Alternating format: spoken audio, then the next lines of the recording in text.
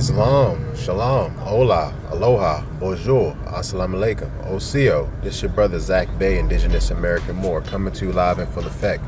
Like, share, subscribe to my channel, hit the notification bell down below so you can be notified whenever I'm dropping new content. Leave a comment, interact with me. Thank you. I really do appreciate the viewership. Let's jump into another one. Today I'm going to be showing some videos talking about how people are starting to see through the cracks in the matrix, fam. It's all different kind of angles. Employment, like people are really starting to think, like, what are we really doing it for? People are really starting to check out and starting to figure out ways to try to live off grid, to try to unplug from the matrix, or try to unplug their existence and their future ties to the matrix, right?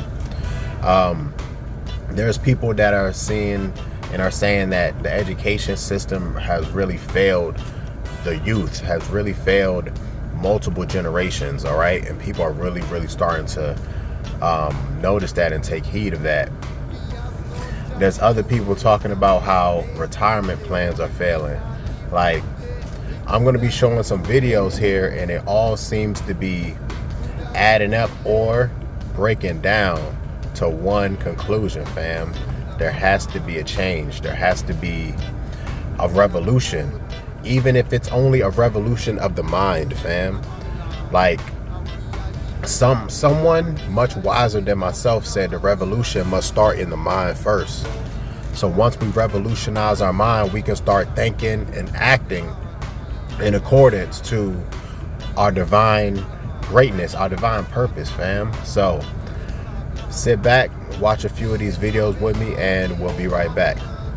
Reality is just what we collectively witness. So then, if you are living in, working towards, experiencing a world that is different than the collective shared reality of capitalism and all of its sufferings, you will be deemed crazy. That is because, right, clinically trained therapist, went through the whole degree and everything. What I am supposed to check as insane or maladaptive is when it, whatever it is, impedes your ability to produce capital. If you are experiencing a world where capitalism and success under capitalism no longer matters to you, if you are not compelled by money or personal finance, if you are not even compelled by the comforts that humans require to live, like a roof over your head or a car or what have you, you will be deemed insane. Clinically, you'll be deemed insane, because reality is what we collectively witness, and much of our job as good capitalistic worker bees is to keep each other tethered to the reality of capitalism.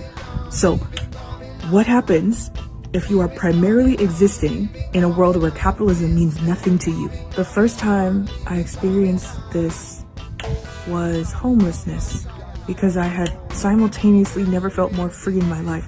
Here was the precipice of the world, right?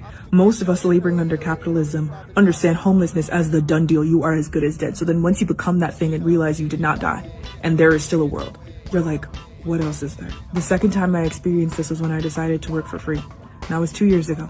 And there were many people who told me that I was crazy and I would not survive. And yet here I am, existing in a different world. And now the third time I am experiencing this is now, when I have chosen to stake all of my personal comforts on the production of something that I thought wasn't going to be possible for several years, which is a library in Sierra Leone. And once again, I am receiving that I must be crazy, and I think that I am. I am okay, even delighted by the prospect of being insane by capitalistic standards. That's okay with me.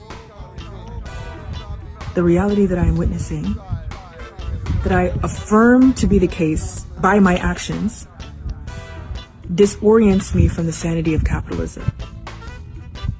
And that is more than okay. In fact, the reason that I'm recording this, so that you all can witness me be mildly insane, maybe majorly insane, depending, is so that you can go, oh, that's possible? So much is possible. Yeah, have a good day. You bought land off grid, no neighbors, no HOA, just peace and quiet, right? Until a mining company shows up with drilling rigs, because you never owned what was under your land. When you're buying land, you're not always buying the surface and the subsurface. Oil, gas, gold, lithium. In many states, mineral rights can be severed from surface rights, meaning someone can dig beneath you. Before buying off-grid land, get a full title report and a mineral rights survey. You want to ask things like, are the mineral rights included in this deed? Have they ever been leased, sold, or split from the surface? In places like Texas, Nevada, and Utah, mineral rights belong to the federal government, big energy companies, or a trust from 100 years ago. So if you're going off grid to get away from the noise, make sure what's buried under you doesn't bring it right back. Always survey for mineral rights, because peace of mind isn't always just above you. Take your children out to school. I'm a former educator, 24 years. They stopped teaching them years ago. You just didn't know. You just didn't know. Education went to hell years ago. They taught them compliance. They stopped teaching them to think. Analytical thought went out the window with state exams. Those state exams are just being used to track your children, to determine who's going to college, to train them, to support this godforsaken system, all the rest that's going elsewhere. They have pushed us into prison. I don't care how you look at it. If you're in corporate America, you're imprisoned by your lifestyle. If you're in the government, you're imprisoned by your job with good benefits. You understand? If you are on subsidy, you're imprisoned by their benefits. We have to get out their system, pull yourself out, pull your dollars out, and level it. You tell me I ain't got no nobody tell me to calm my down. Everybody tell me to calm down. This my It's the 1970s and inflation is through the roof. Folks losing their job, losing their mind, and a whole generation of people fixing to retire. Kind of like it is right now. You see, back then, companies was like, hey, you give us 40 hours a week, work for us for 40 years, and all you're going to have to do is be able to walk to the mailbox and get your check because we got you. Don't even trip. But what they ain't tell them was that most of them never saved a dime. They just hoped that you was going to clock out and not be able to clock back in. You feel me? And the first person to see it coming was this senator named Jacob Javits. His secretary walks in and goes, sir, companies is out here folding. They pension plans is disappearing left and right. Javits goes, you mean to tell me all these companies wrote checks that they can't cash and they never put away the money? Man, that's got to be illegal. She goes, well, technically, they didn't break the law. And Jobs is like, exactly. Don't you see the problem? So boom, in 1974, they passed this law called ERISA. Basically, ERISA said, if a company promises you a pension, they got to actually put money into a trust account and insure it. So even if the company goes broke, you ain't got to worry about because you're going to be straight. Sounds like a win for the people, right? Wrong. Because when it passed, every single CEO in America was running around like a chicken with their head cut off. One of them was like, man, we got to guarantee every employee lifetime income now. Another one was like, we're cooked. Another one leans in and he's like, why don't we just make them pay for their own retirement? All of them look at him like, bro, what is you talking about? Ain't nobody signing up for that. He goes, yeah, they will. All we got to do is give them free money. Another exec goes, bro, why would we give them free money when we can't even afford to give them free income for the rest of their life? Dude was like, you hear me, but you ain't listening. All we got to do is not give them a raise. We take that same money, hold it to the side, and only give it back if they invest in the 401k. That'll make them think they're getting free money, but really, we just paying them less and making them grateful for it. And we take all the investment risk and the tax risk off of us, and we put it back on them. One guy leans back and goes, dang, bro, you cold for that. Now, they got the key, but they still need the door. And that's when Ted Bennett enters the chat. And by the mid-'80s, Wall Street took over and pensions started disappearing like Blockbuster. A few folks in Congress actually tried to push back and pass some laws to make the fees clear and to make it so that people could understand the risk. But before the ink could dry, the hitters came out. And just like that, the pension era was over. And the 401k, well, let's just say it was never about taking care of you. It was just business. A business where you do all the work, you put in all the money, you take all the risk, and everybody eats but you. Does it sound like you chose the 401k or somebody chose it for you? Because when it's all said and done, corporate America set the pension house on fire. Wall Street sold the ashes back to you as freedom. And guess who let them do it? The government. For every LeBron James that you show me, what I'm going to do is walk you into that stadium and I'm going to tell you LeBron James has pennies in comparison to the person who owns the plastics company that makes the chairs in the stadium. He has pennies in comparison to the person who is the metal worker that owns the metal that was used to build the stadium. Your cousin could have $1 million t-shirt company. They don't have a dime on the person who owns the cotton. So when you think about the fact that we had over 200 years of being enslaved and then 78 years of Jim Crow. And then we had the strategic use of, to me, one of the most devastating moments in Black history was the crack epidemic that was placed upon us. You really are only talking about 30 years of access to wealth for Black America. What a concentration camp is a concentrated area. The ghetto, the hood, our neighborhoods are concentrated areas that were created with the United States Census that we could not control or see. You know that the United States Census is sealed for 75 years? And so over all those times, they pushed us into concentrated areas, and then they inundated those concentrated areas. It don't gotta be a gas chamber. It could be heroin. It could be crack cocaine. You trap people in a controlled environment, which is a concentrated area, much like a concentration camp, to kill them. In many ghettos, harsh and inhumane conditions often prove to be deadly. Deliberate overcrowding led to the rampant spread of diseases. There was limited access to running water, food, and medicine. Fuel for heat in the winter was scarce. And amid these conditions, many Jews were forced to carry out hard labor.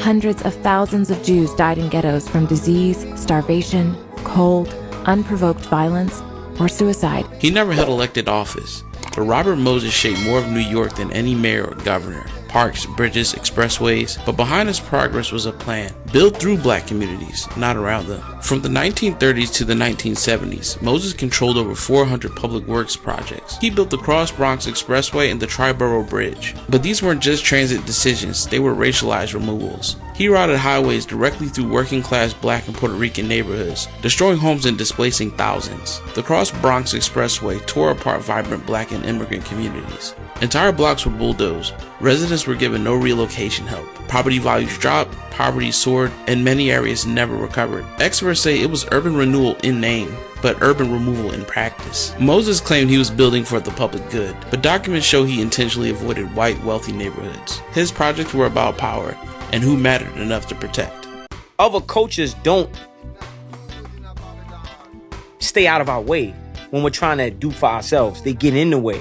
When you look at delis and corner stores, right? They don't hire no African Americans. A corner store makes $300,000 a month. They don't invest nothing in the community. You can't get no credit. You can't get no IOUs. They making $300,000 a month in the average deli in the ghetto, not including hot food or EBT, right? We have the highest purchasing power on the planet. There's more money in the ghetto than Dubai. It's more money in Brownsville than Dubai. It's more money in the ghettos of Harlem than Dubai. There's more money in the ghettos of Detroit than Dubai. We have the highest purchasing power on the planet. We have the most disposable income, and we pour that income into every other culture, and they don't pour it back into us. They don't give loans. They don't support our businesses. They don't support our communities. They gentrify the ghetto. They like what? Like you see more police officers in black neighborhoods than white neighborhoods. If you ride through Harlem, I'm from Harlem, right? You ride through Harlem and you see police, traffic stops, oh, they going in. Right? See, knowledge really does make a man unfit to be a slave. It's like people are starting to see that what we're building toward isn't really benefiting us, isn't really benefiting our future and our generations. Like, people really want to unplug and build something for themselves, all right? On more of a righteous note, on more of a upstanding note, or like, I want to show some videos on some brothers who are really saying that nobody is going to help us get out of this hole that we're in. Nobody's going to help us better ourselves because too many people are benefiting off of our virtues, fam. The movie Sinners, go check it out. But it's really big on vampires, and vampires are parasites, fam. Parasites that feed on the lifeblood of the living. All right, so we really have to stop these people from being parasitic vampires to us and living off of our virtues, living off of our hard work, living off of our righteousness, fam. We really have to think about doing for ourselves, doing for our own people first.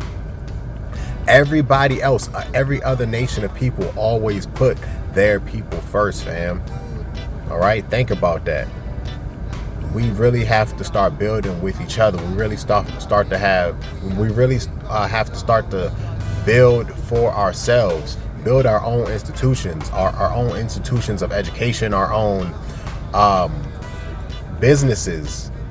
All right, like, this stuff is important. We're really starting to feel it now.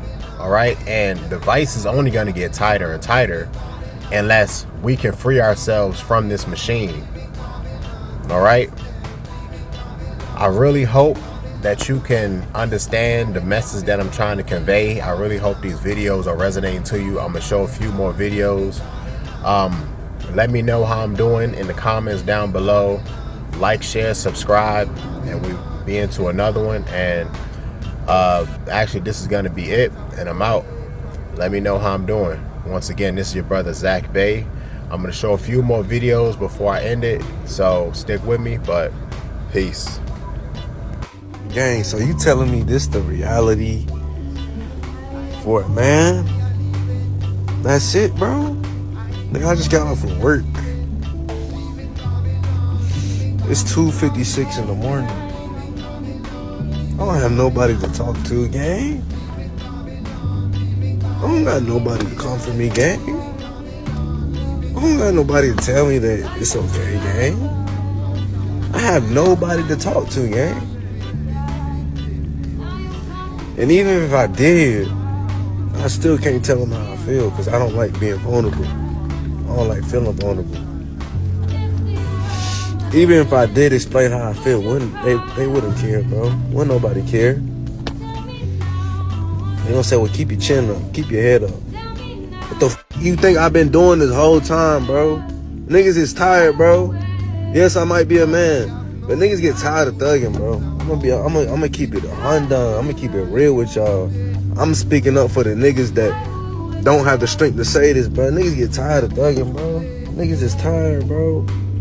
Like, is this reality for me? Work, go home, go to sleep, do it all again, bro. No social life, man. I barely see my homeboys anymore, bro. Niggas is tired. I feel like I have no time on my hands, gang. Like, yeah. I don't know, bro. I just feel like this shit getting repetitive. I don't know, bro. I just feel like niggas is in a circle, bro. Niggas is in the loop or something, bro. And I'm just I'm gonna continue to keep my faith and pray to God and keep my hope, bro. But it still get hard, bro. Still be hard, bro, at the end of the day. I don't give a fuck about the people that's lost in the system. I care about the people that's trying to wake up. So the people that's lost, fuck them, let them stay lost, because we need them to stay lost in order for some to wake up.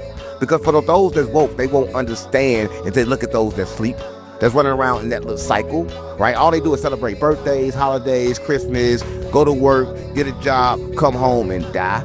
That's their life. So anybody think that's a good life to live, let them live that life and die, come back in a new body. You don't give a fuck about them, right? But for those that are at home thinking like this can't be right, but just don't know how to make it all right, they should talk to me. I got some help for them. I came with a sword like Jesus. I'm not pushing no peace, gang. I'm in a spiritual war. I'm fighting the devil. I didn't come to play. I didn't come here for no peace. Nigga locked me in prison. Ain't no motherfucking peace, gang. I'm locked in this body. Ain't no peace. Stop playing on me. If a nigga stupid enough to get controlled, let him be controlled then. Stop playing on me. Let him die. Let him come back in a new body. I don't give a fuck about them, gang. Listen, gang. The people in power should be in power, and the people that's down should be down. Fuck them, let them stay down. Right? Nigga, I'm not Martin Luther King. I didn't come here for that. Right? I came here for the people that want to go. If you don't want to get on my ship, stay in the water then, drown, bitch. Yeah, I ain't pushing no peace, gang, J-Man. Jesus said, sell your house and get a sword, gang. He said, we going to war, gang. He said, get a sword. Stop playing on me. Yeah, I got a sword. But it look like a switch.